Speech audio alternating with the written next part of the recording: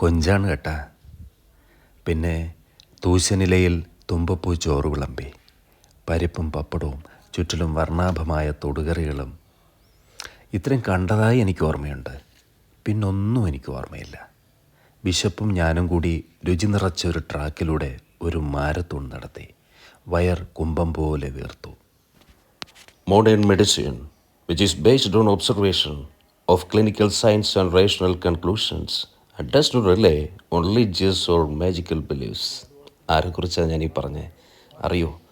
ഹിപ്പോക്രേറ്റ്സ്, ആധുനിക വൈദ്യശാസ്ത്രത്തിൻ്റെ പിതാവ്. ഈ റിലീഫ് ചിത്രം എവിടെയാണ് നിർമ്മിച്ചിരിക്കുന്നതെന്നറിയോ? ബാലരാമപുരത്ത് പാർവതി ഹോസ്പിറ്റലിൻ്റെ റിസപ്ഷനിൽ. ഇത് വളരെ കാലങ്ങൾക്ക് മുമ്പ് ചെയ്ത ഒരു ശില്പമാണ്. സ്നേഹത്തിൻ്റെ ശില്പമാണ്.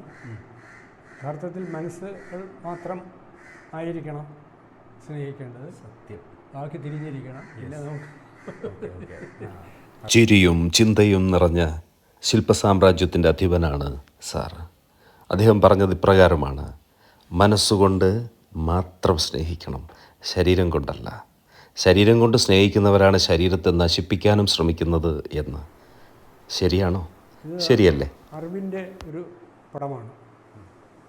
അറിവുണ്ടായാൽ അറിയുക എന്നത് വളരെ പ്രധാനമാണ്. അത് ബുക്കിൻ്റെ പുസ്തകത്തിലെ വായനയിലൂടെ നമുക്കത് ലഭിക്കും. പിന്നെ ആളുകളുമായിട്ടുള്ള സംസർഗത്തിൽ നമുക്ക് ലഭിക്കും. അപ്പോൾ അറിവ് കൂടുതൽ കിട്ടിക്കഴിഞ്ഞാൽ നമുക്ക് മരത്തിലെ ഫലം പോലെ ആയിരിക്കും. പിന്നെ തീ ജ്വാലയായിട്ട് ജ്വലിക്കുന്ന ഒരു കഴിവ് അതിനുണ്ടാവും. അറിവാണ് ആവശ്യം മനുഷ്യർക്ക്. അറിവില്ലാത്തത് കൊണ്ടാണ് നമ്മളിതെല്ലാം കാട്ടിക്കൂട്ടുന്നത്. Determining the ethnicity of an individual from their skull often proves to be key to identifying who they were in life, and has a significant influence on other aspects of forensic investigation, such as facial reconstruction. ഇതൊരു പ്രധാന വർക്കാണ്. തലയോട്ടി പുറത്ത് മുഖച്ഛായ ഉണ്ടാക്കിയ ശില്പമാണ്. എടുക്കുകയാണ്. അതെ അതെ, ഓക്കെ. അതായത് ആ തലയോട്ടിയിൽ നിന്ന് ഉണ്ടായിരിക്കാൻ ചാൻസ് ഉള്ള ഒരു ഷേപ്പ് ആളാരാണെന്ന്. കാരണം മരിച്ച ആളിൻ്റെ തലയോട്ടി കിട്ടിയാൽ അത് ആരുടെയാണെന്ന് കണ്ടുപിടിക്കാൻ പ്രയാസമാണ്. ഇപ്പോൾ ക്രൈം ബ്രാഞ്ച് വഴി ഞാൻ ആ മരിച്ച ആളിൻ്റെ 5 തലയൊട്ടിയിൽ ശില്പം ഉണ്ടാക്കി കൊടുത്തു. അത് ശരി. 5 പേരും ആ ആളാണെന്ന് ബോധ്യമായി. 3 പേരും ഇപ്പോൾ ജയിലിൽ കിടക്കുകയാണ്. അത് ശരി. കൊലാളി അവരെ കണ്ടുപിടിച്ചു. കാരണം ആ തലയോട്ടിയിൽ മാത്രമാണ് കിട്ടുന്നത്. ആരും പരാതിക്കാരില്ല, മരിച്ചതിൻ്റെ ആണ് നാട്ടിൽ. അപ്പോഴാണ് അറിഞ്ഞ ഇത് ഇതുപോലെ ഉണ്ടാക്കിയാണ്. അപ്പോൾ ഇതുപോലെ ഇതിൻ്റെ വാർത്തകൾ ഒരുപാട് പേപ്പറിലൊക്കെ വന്നിട്ടുണ്ട്. അതിനെക്കുറിച്ച് സൺഡേ സപ്ലിമെൻറ്റിൽ ഫുൾ പേജ് വന്നിട്ടുണ്ട്. ഓക്കെ. ഞാൻ ഇതുപോലെ നമ്മുടെ ടെക്നോ പാർക്കിലെ ടൂൺസ് അനിമേഷനിലായിരുന്നു 14 വർഷം വർക്ക് ചെയ്തത്. അപ്പോൾ ഇതുപോലെ പോലീസ് സ്റ്റേഷനിൽ അന്വേഷിച്ചുകൊണ്ടിരിക്കുന്ന സ്കെച്ചുകൾ കണ്ട ആൾക്കാരിൽ നിന്ന് വരച്ചെടുക്കാൻ വേണ്ടിയിട്ട് അവിടെ കൊണ്ടുവന്നിട്ട് ഉണ്ടായിരുന്നു. അങ്ങനെ വരയ്ക്കാറുണ്ടായിരുന്നു. ഒരാളല്ല, പലരെയും കൊണ്ട് വരപ്പിക്കും. അപ്പോൾ അതിൽ കുറച്ച് സാമ്യതയുള്ളൂ. അവിടെ എന്ന് വെച്ച് കഴിഞ്ഞാൽ 450 സ്റ്റാഫ് ഉണ്ടല്ലോ. അതിൽ ആർട്ടിസ്റ്റുകൾ കൂടുതലും 170ഓളം പേര് ആർട്ടിസ്റ്റുകളാണ്. 170ഓളം. അപ്പോൾ അവർക്ക് സ്കെച്ച് ചെയ്യാൻ അറിയുന്നവരാണ്. അപ്പോൾ ഇങ്ങനെ പറഞ്ഞു തരുമ്പോൾ പലരും ചെയ്യും. എന്നാൽ ഏകദേശം സാമ്യമുള്ള 5-6 ചിത്രങ്ങളെ ഒരുമിച്ചെടുത്ത് പോകാറുണ്ട് അന്വേഷണത്തിൻ്റെ ഭാഗമായിട്ട്. ഒരു കോട്ടയം ജോയി, ഇത് പാലായിലെ ഒരു ജോസ്. ഇൻവെസ്റ്റിഗേറ്റീവ് ആർട്ട് എന്ന് വേണമെങ്കിൽ പറയാൻ പോലീസിന് ഹെൽപ്ഫുൾ ആയിട്ടുള്ളത്. ക്രൈം ബ്രാഞ്ചിൽ ഡെപ്യൂട്ടേഷനിൽ പോയി അവിടെ ചെയ്യുന്നതാണ്. ഓക്കെ. സാറ് പ്രധാനമായിട്ടും വർക്ക് ചെയ്തത് ഹോസ്പിറ്റലിലാണെന്ന് പറഞ്ഞു. അവിടെ എന്ത് പോസ്റ്റായിരുന്നു? അവിടെ ഫസ്റ്റ് ഇയർ സെക്കൻഡ് ഇയർ എന്നൊക്കെ പഠിക്കാനായിട്ട് ശരീരഭാഗം മൊത്തം വരച്ചു കൊടുക്കണം. അനാട്ടമി ചാർട്ട് വലുതായിട്ട് അനാട്ടമി ചാർട്ട് പ്രൊഫസർ അവർക്ക് വേണ്ടിയിട്ടുള്ള മോഡലുകൾ ഉണ്ടാക്കി കൊടുക്കുക. ഹാർട്ട്, ലിവർ, ലങ്സ്, ചെവിയുടെ, കണ്ണിൻ്റെ ഒക്കെ ഉള്ളിലുള്ള ഭാഗങ്ങൾ, ചെറിയ സാധനങ്ങളൊക്കെ വലുതായിട്ട് ഉണ്ടാക്കി കൊടുക്കുക. അതൊക്കെ ജോലി. എങ്കിലും ഞാൻ വെറുതെ ഇരിക്കത്തില്ല. ഫുൾ ടൈം ആ ഗാർഡനിൽ നമ്മളെ വീടിൻ്റെ ഒരു ഭാഗം പോലെ മെഡിക്കൽ കോളേജിൻ്റെ ആ ക്യാമ്പസ് നമ്മുടെ മനസ്സിൽ അങ്ങനെ പതിഞ്ഞു. അവിടെ പലരെയും പല ഏരിയകളിലും പലതും നിർദ്ദേശിക്കുമ്പോൾ അവരതിനുള്ള അനുവാദം തരും. അതിനുള്ള സിമെൻറ്റും കമ്പിയും വാങ്ങാനുള്ള പൈസ തരും. ഞാൻ ഫ്രീ ആയിട്ട് അതെല്ലാം അവിടെ ചെയ്തു കൊടുക്കും. അങ്ങനെയാണ് ആ കയ്യിൽ നിന്നും കൂടെ കാശാവും. അതാണ് എല്ലാം പൊറുക. 15ഓളം ശില്പങ്ങൾ അതിനകത്തുണ്ട്. അപ്പോൾ ഈ അമ്മയും കുഞ്ഞും ആണെങ്കിലും എല്ലാം കയ്യിൽ നിന്ന് കാശ് എല്ലാം കൂടെ ഇതാക്കി ചെയ്തതാണ്. ഓക്കെ. പക്ഷേ എനിക്ക് ഇപ്പോൾ അതുകൊണ്ട് ഒരുപാട് നേട്ടമുണ്ട്. എനിക്ക് ധാരാളം വർക്ക് കിട്ടുന്നുണ്ട്. നമുക്കൊരു എക്സ്പീരിയൻസ്, കൈക്ക് ഒരു സ്പീഡ് കിട്ടും, അതെ, നിശ്ചയം കിട്ടും. കർമ്മത്തിന് ഫലമുണ്ട്. അപ്പോൾ പിന്നെ നമ്മളൊരു കർമ്മം ചെയ്താൽ അതെ പഠിക്കുമ്പോൾ നമ്മൾ സ്വയം സ്കൂളിൽ പോയി ജോലി നോക്കിയിട്ട് അവർ വേറെ ഒന്നും ചെയ്യുന്നില്ല. പഠിച്ചിറങ്ങിയാലും അല്ല അവിടെ ജോലി കഴിഞ്ഞിറങ്ങിയാലും അവർക്ക് പിന്നെ ഒന്നും ചെയ്യാൻ കഴിയുന്നില്ല. ഇല്ല, അവർ വേറെ സമൂഹമായിട്ടോ അല്ലെങ്കിൽ സ്കൂളിൻ്റെ ഗാർഡനുമായിട്ടൊന്നും ഒരു ബന്ധവും വരുന്നില്ല. നമ്മുടെ വീട് പോലെ കണ്ടാൽ അവർക്കും ഇതുപോലെയുള്ള എക്സ്പീരിയൻസ് കിട്ടും, അവർക്കും ഭാവിയിൽ വർക്ക് കിട്ടും. നമ്മൾ നിൽക്കുന്നിടം നമ്മുടെ വീട് പോലെ നമ്മുടെ വീട് പോലെ കാണണം. അതാണ് എൻ്റെ നിർദ്ദേശം പ്രധാനമായിട്ടും. അപ്പോൾ ചെയ്തെങ്കിലും അതിന് ശേഷം ഇപ്പോൾ കോവിഡ് കാലത്തിൻ്റെ തലേ ദിവസം വരെ എനിക്ക് ഫുൾ വർക്കുണ്ടായിരുന്നു. പെൻഷനായിട്ട് 17 വർഷമായി. ഒരു ദിവസം പോലും വെറുതെ നിൽക്കേണ്ടി വന്നിട്ടില്ല. കോവിഡ് കഴിഞ്ഞിട്ടും ഇപ്പോഴും എനിക്ക് കിട്ടുന്നുണ്ട്, വർക്കുകൾ കിട്ടുന്നുണ്ട്. എന്താണെന്ന് വെച്ചാൽ നമുക്ക് 10 ദിവസം കൊണ്ട് ചെയ്യാനുള്ളത് ഞാനിപ്പം 4 ദിവസം കൊണ്ട് ചെയ്യും. അപ്പോൾ എനിക്ക് കുറച്ച് പൈസ കിട്ടിയാണ്. ഈ 10 ദിവസത്തെ പൈസ കിട്ടണ്ട, ഒരു 3 ദിവസത്തെ 4 ദിവസത്തെ കാശ് കിട്ടിയാൽ മതി. അതുകൊണ്ട് എനിക്ക് വർക്ക് കൂടുതലുണ്ട്. എൻ്റെ കൂടെ പഠിച്ച 7 പേർ ഇപ്പോഴും ഉണ്ട്. അവർക്കാർക്കും വർക്കില്ല, ഈ രംഗത്തില്ല. ഇവരെല്ലാം സ്കൂളിലും ട്രാൻസ്പോർട്ടിലും ഇവിടുത്തൊക്കെ ജോലി നോക്കിയിട്ട് കഴിയുക. എൻ്റെ അനുഭവം അതായിരുന്നു.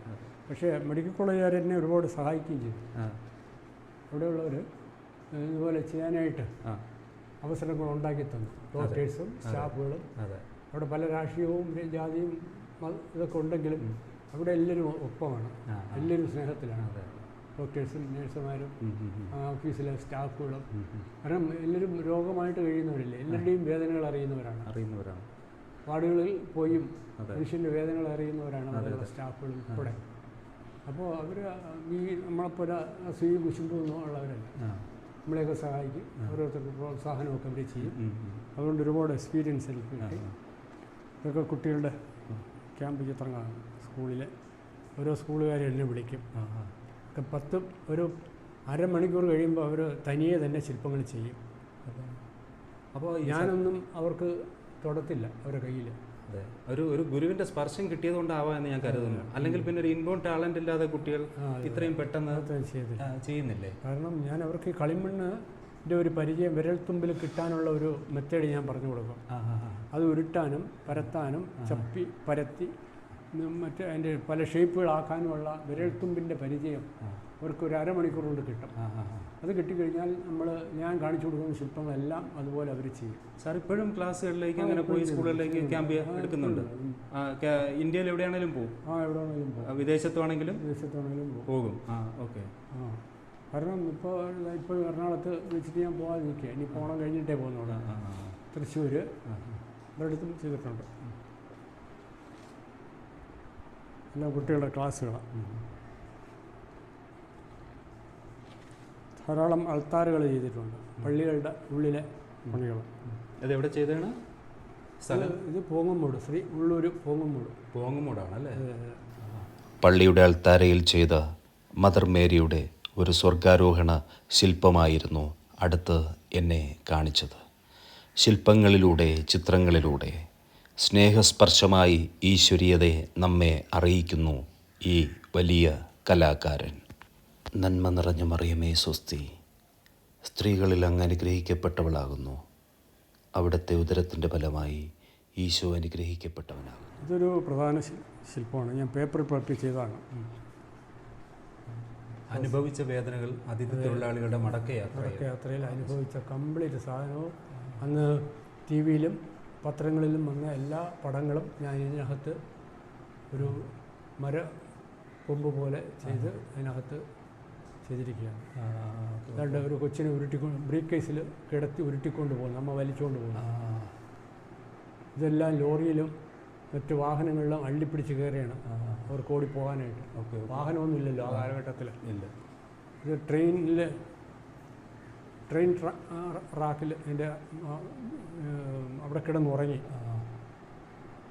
ഒരു ട്രെയിൻ പോയി ചതഞ്ഞരഞ്ഞ് കഷ്ണങ്ങളായി കിടക്കുന്നു. വലിയൊരു കൺസെപ്റ്റാണ് സാർ. അതെ. ഈ ശില്പമൊക്കെ എവിടെ ഇരിക്കുന്നു? ഇപ്പോൾ ഇവിടെ ഉണ്ട്, വീട്ടിലുണ്ട്. ഞാൻ എക്സിബിഷനൊക്കെ വെച്ചിട്ട് ഇവിടെ ഇരിക്കുക. അതുകൊണ്ട് എല്ലാവരും അന്ന് ചുമന്നും കെട്ടിത്തൂക്കി അവസാന ത്രാസ് പോലുള്ള ഇതിൽ മക്കളെ കിടത്തി ചുമന്നുകൊണ്ട് പോകുന്ന അവസ്ഥ. ഇതെല്ലാം ആ പേപ്പറിൽ വന്ന പടങ്ങളാണ്. അവസാനം അവരുടെ കാല് പൊള്ളി അടർന്ന് പൊളിഞ്ഞ് ഇടോ ആ കാൽപാദം ഉരിഞ്ഞ് ആയ ഒരു വേദനകരമായ ഒരവസ്ഥ. അത് ഞാൻ ഈ പേപ്പർ പൾപ്പിലുണ്ടാക്കി. ഇത് പല മ്യൂസിയത്തിൽ എക്സിബിഷൻ നടത്തി, ഇപ്പം മാനവീയ വീതിയിൽ നടത്തി, വേറെയും പലയിടത്തും ഇത് എക്സിബിറ്റ് ചെയ്ത്. ഈ ശില്പം ഇവിടെ ഇരിപ്പുണ്ട്, അവിടെ ഇരിപ്പുണ്ട്. അത് നമുക്കൊന്ന് കാണാം.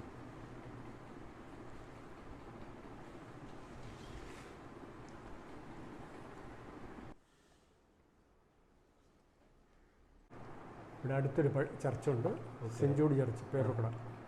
അത് ഞാനിങ്ങോട്ട് വരുന്ന വഴിക്ക് വെള്ളപ്പുറം അതിൻ്റെ മുമ്പിൽ ചെയ്തതാണ്. ഓ അത് ശരി.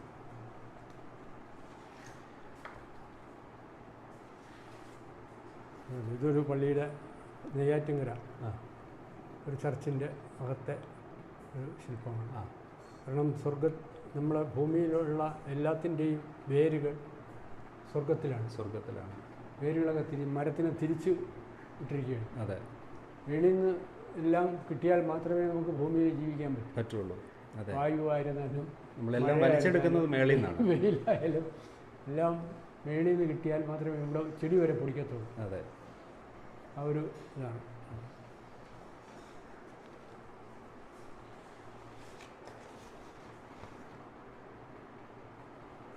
ചുവര് ശില്പമാണ്. ചിരിക്കുന്ന ബുദ്ധൻ അല്ലേ, ഒരു സ്മൈലി ഫേസ് ആണ്. ബുദ്ധൻ ഒരു മ്യൂറൽ റിലീഫാണ്. ഇത് ഇന്ത്യയിൽ ആദ്യമായിട്ടുണ്ടാക്കിയ ഇന്ദിരാഗാന്ധിയുടെ ശില്പമാണ്. 12-ാം ദിവസം. ഓ അത് ശരി. ഇന്ദിരാഗാന്ധി മരിച്ച് ആദ്യമായിട്ട് നെടുമങ്ങാട് പുതുക്കുളങ്ങര ഭാഗത്തെ റോഡ് സൈഡിൽ അന്നത്തെ മന്ത്രി വയലാർ രവി ഉദ്ഘാടനം ചെയ്തതാണ്. എനിക്ക് ഈ ശില്പം അറിയാം. ചക്രപാണിപുരം സ്കൂളിലേക്ക് തിരിയുന്ന ആ ജംഗ്ഷൻ ഇപ്പോഴും ഉണ്ടല്ലോ ആ ശില്പം. ഇപ്പോൾ അവിടെ റോഡ് വലുതാക്കിയപ്പോഴത്തേക്ക് മാറ്റിയല്ലേ? ആ ഓക്കെ. ചക്രപാണിപുരം സ്കൂളിൻ്റെ ആ പാലത്തിന് തൊട്ട് മുമ്പാണ്, റൈറ്റ് സൈഡിൽ. അത് സാറിൻ്റെതാണ് ആ ശില്പം എന്ന് ഇപ്പോഴാണ് അറിയുന്നത്. അപ്പോൾ ആദ്യത്തെ ശില്പമാണ്. അതെ, ഇന്ദിരാഗാന്ധി വെടിയേറ്റ് മരിച്ചിട്ട് 12-ാമത്തെ ദിവസം. ഓ അത് ശരി. ഓക്കെ, അതൊരു പുതിയൊരു ഇൻഫർമേഷനാണ് സാർ. മരമാണ്, ചുവരിലെ ശില്പമാണ്. കുറേ അധികം റിലീഫ് വർക്ക് സാർ ചെയ്തു പോകുന്നല്ലേ? അഡ്വഞ്ചർ പാർക്കിലിരിക്കുന്ന ശില്പമാണ്. ധ്യാനമാണ്. ഞാൻ കണ്ടിട്ടുണ്ട് ഇത്. ഞാൻ ആ പാർക്കിൽ ഇത് കണ്ടിട്ടുണ്ട്. സിമെന്റ് ചെയ്തതാണ്. അതെ. ക്യാമ്പ് യാത്ര. ഓക്കെ.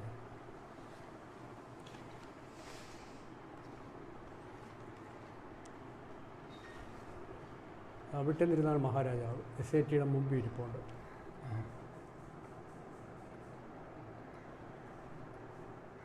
ഓക്കെ. 8-ാം വയസ്സിൽ മരിച്ച് 8-ാം വയസ്സിൽ അദ്ദേഹത്തിൻ്റെ പേരിലാണ് വിട്ടംതിരുനാൾ ആശുപത്രി ഉണ്ടായത്. SAT. അന്നത്തെ മന്ത്രി രാമേന്ദ്രൻ, ആരോഗ്യവകുപ്പ് മന്ത്രി രാമേന്ദ്രനാണ് ഉദ്ഘാടനം ചെയ്തത്.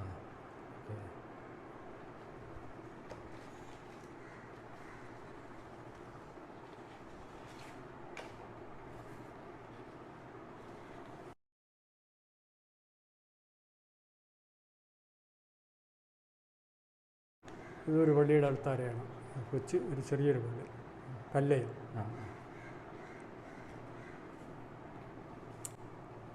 നേരത്തെ കാണിച്ച മന്നത്ത് പത്മനാഭൻ്റെ പ്രതിമ കളിമണ്ണിൽ ചെയ്തു. എന്നിട്ട് അതിൽ നിന്ന് മോൾഡ് എടുത്തിട്ടാണ് സിമെൻറ്റിലായാലും ഫൈബറിലായാലും ബ്രോൺസിലായാലും ഉണ്ടാക്കിയെടുക്കുന്നത്. ആദ്യം കളിമണ്ണിലാണ് ചെയ്യുന്നത്. അത് ഇതുപോലെ കളിമണ്ണിൽ ചെയ്ത് സാർ, മോൾഡ് എടുക്കുന്നതിന് മുമ്പ് ഞാൻ ടെക്നിക്കൽ ഡൗട്ട് ചോദിച്ചോട്ടെ. കളിമണ്ണിൽ ചെയ്ത ഒരു ശില്പത്തെ മോൾഡ് ഡൈയിലേക്ക് മാറ്റുന്നതിന് മുമ്പ് അതിനെ പ്രൊട്ടക്റ്റ് ചെയ്യാൻ വേണ്ടിയിട്ട് നമ്മൾ എന്ത് ചെയ്യും? കളിമണ്ണിനെ പ്രൊട്ടക്റ്റ് ചെയ്യാം. അല്ലാന്നുണ്ടെങ്കിൽ കളിമണ്ണ് ഡാമേജ് ആയാലും നമുക്ക് പ്രശ്നമില്ല എന്ന് കരുതണ്ടേ? ഡൈക്ക് ശേഷം ഒന്നും ചെയ്യേണ്ട കാര്യമില്ല. ഉണങ്ങിയതിന് ശേഷം ഡയറക്റ്റായിട്ട് റെസിൻ അപ്ലൈ ചെയ്യണോ ചെയ്യുന്നത്? ഉണങ്ങണമെന്നില്ല. നമുക്ക് അല്പം ഒന്ന് വാടി കഴിയുമ്പോൾ തന്നെ നമുക്ക് മോൾഡ് എടുക്കാം. വാക്സ് കൊടുക്കാം, ഡയറക്റ്റ് വാക്സ്. ശരി. പിന്നെ പെയിൻ്റ് അടിച്ച് പുറത്തൊരു പെയിൻ്റൊക്കെ ഉണ്ടെങ്കിൽ നമുക്ക് അടിച്ചിട്ട് മോൾഡ് എടുക്കാം. പക്ഷെ നമുക്ക് നഷ്ടപ്പെടുമല്ലേ? ഈ ഇത് നഷ്ടപ്പെടും. അതാണ്, അത് നമുക്ക് പ്രൊട്ടക്റ്റ് ചെയ്യാൻ കഴിയുന്നില്ല എന്നുള്ളതാണ്. നഷ്ടപ്പെടുത്താതെ എടുക്കാം. നഷ്ടപ്പെടുത്താതെ എടുക്കാൻ പറ്റും. കൊല്ലത്ത് സമുദ്രതീരത്ത് സാറ് സംഘടിപ്പിച്ച ഒരു ഇൻസ്റ്റലേഷൻ ആർട്ടിൻ്റെ പ്രദർശനം, പിന്നെ മനുഷ്യൻ്റെ സ്വഭാവത്തെ വ്യക്തമാക്കുന്ന മറ്റൊരു ഇല്ലസ്ട്രേഷൻ. നാവ് അഗ്നിജ്വാലയായി പല സ്വഭാവങ്ങളിൽ സമൂഹത്തിലേക്ക് പടരുന്നതിൻ്റെ ഒരാവിഷ്കാരം. കാരണം ഇവിടുത്തെ ജീവിതാനുഭവം മനസ്സിലാക്കുമ്പോഴേ കേരളത്തിലെന്നല്ല ലോകത്തിൽ ഭൂമിയിൽ എല്ലായിടത്തും ഇതുപോലെ യുദ്ധവും അടിയും ആണ്. നടക്കുന്ന കണ്ടില്ല. അക്ഷരമുറ്റത്ത് ഒരു കുട്ടിയെ വാത്സല്യത്തോടെ സ്കൂളിലേക്ക് വിളിച്ചു കയറ്റുന്ന ഒരു അധ്യാപികയെപ്പോലെ വളരെ സ്നേഹസ്പർശമായ സംസാരത്തിലൂടെ ചിത്രങ്ങളുടെ ലോകത്തേക്ക് നമ്മെ കൈപിടിച്ചു കൊണ്ടുപോവുകയാണ് പ്രിയപ്പെട്ട രാജേന്ദ്രൻ സാർ. കണ്ടതിലും മികച്ചതാണ് നമുക്ക് കാണാനിരിക്കുന്നത്. പാർട്ട് 2 ഇവിടെ അവസാനിക്കുന്നു.